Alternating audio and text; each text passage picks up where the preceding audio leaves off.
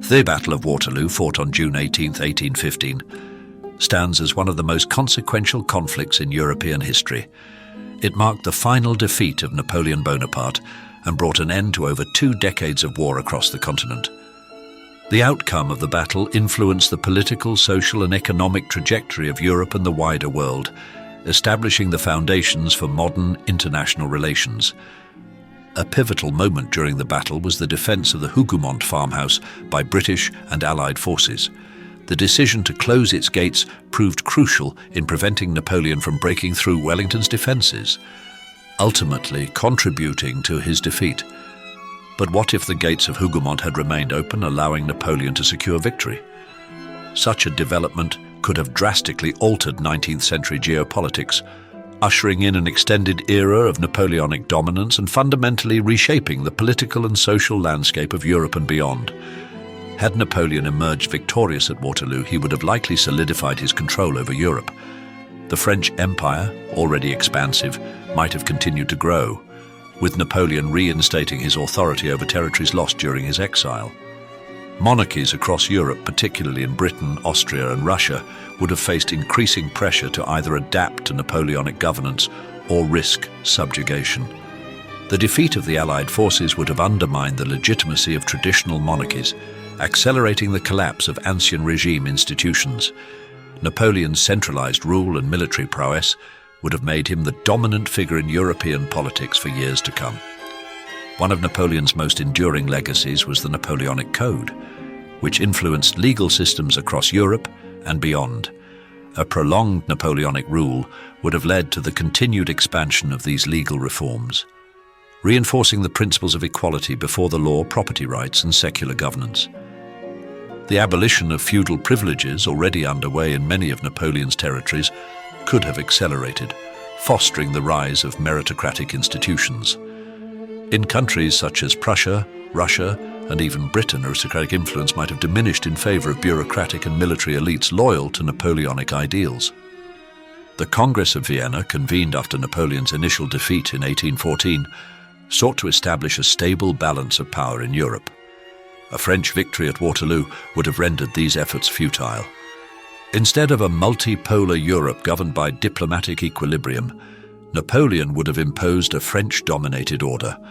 Borders and alliances would have been redrawn in favor of France, dismantling the territorial adjustments made at Vienna. The prospect of a lasting peace in Europe would have been replaced by prolonged conflict and continued French expansion. A triumphant Napoleon would have marginalized Austria, Prussia and Russia, either through military conquest or diplomatic coercion. The Holy Alliance, designed to preserve conservative monarchies, might have crumbled under French pressure. Britain, which played a crucial role in financing and organizing coalitions against Napoleon, would have found itself isolated. Its influence on continental politics would have waned, possibly shifting its focus entirely to colonial expansion rather than European affairs. Ironically, Napoleon both suppressed and stimulated nationalist movements. His rule often inspired local resistance, but he also encouraged unification efforts, particularly in Germany and Italy. Had he triumphed at Waterloo, these regions might have unified under French auspices much earlier, creating strong, centralized states decades before their historical formation. Napoleon championed certain liberal ideals, but he was also an autocrat. His continued dominance could have intensified the conflict between emerging republican movements and conservative monarchies. Countries such as Spain, Poland, and the Balkans, where resistance to foreign rule was strong, might have experienced revolutionary upheaval sooner than they did in actual history. A prolonged Napoleonic reign would have affected global colonial struggles. With Britain weakened, French ambitions in Africa, Asia, and the Americas might have grown unchecked. French control of key colonial trade routes could have reshaped global commerce.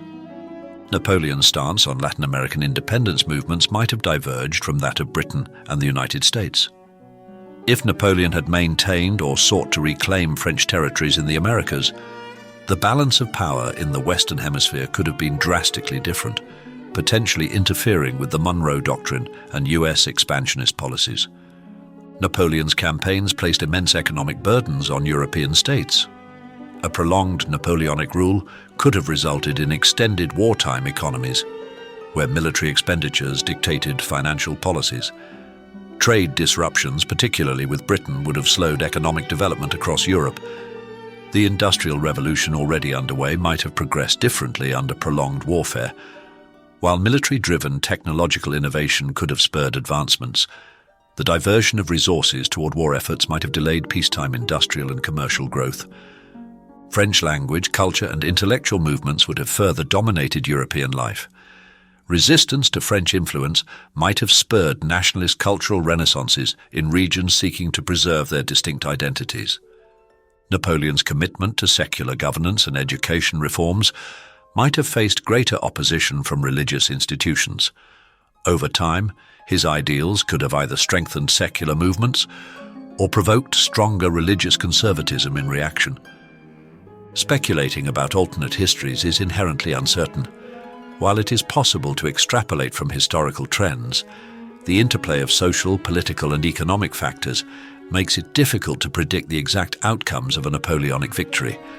However, it is clear that the closing of Hougoumont gates at Waterloo had a profound effect on the battle's outcome and consequently on world history. The Battle of Waterloo was a defining moment in global history, with its consequences shaping the 19th century and beyond. Had Napoleon secured victory, Europe's political and social landscape would have been markedly different. The Congress of Vienna would have collapsed, European monarchies would have faced greater threats, colonial power dynamics would have shifted, and the trajectory of nationalism, industrialization, and global geopolitics would have been altered. Ultimately, this exercise underscores the profound impact of seemingly small tactical decisions on the course of history. The closing of Hougoumont gates was one such moment, a testament to the delicate balance upon which the fate of nations often rests.